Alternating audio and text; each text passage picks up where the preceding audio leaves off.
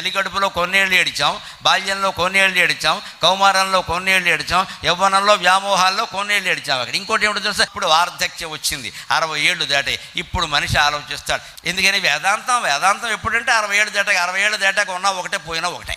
అంటే నువ్వు ఈ వృద్ధాప్యంలో మా ఇద్దరినో మరో ఆరుగురినో లేదా చతుర్వేదాలనో శాస్త్రాలనో పురాణాల్లో చదివిన ఉపయోగం వల్ల.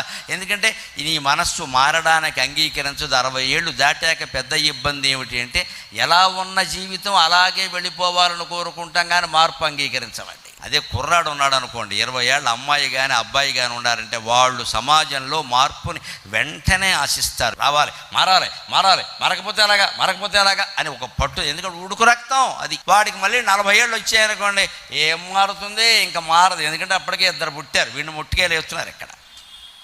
60 దాటాయనుకోండి, విచిత్రం మారదు కాదు, మారకపోతేనే మంచిది, ఏదో మనం ఎలా వెళ్ళిపోతే అంటాడు ఇక్కడ. ఇది సహజం.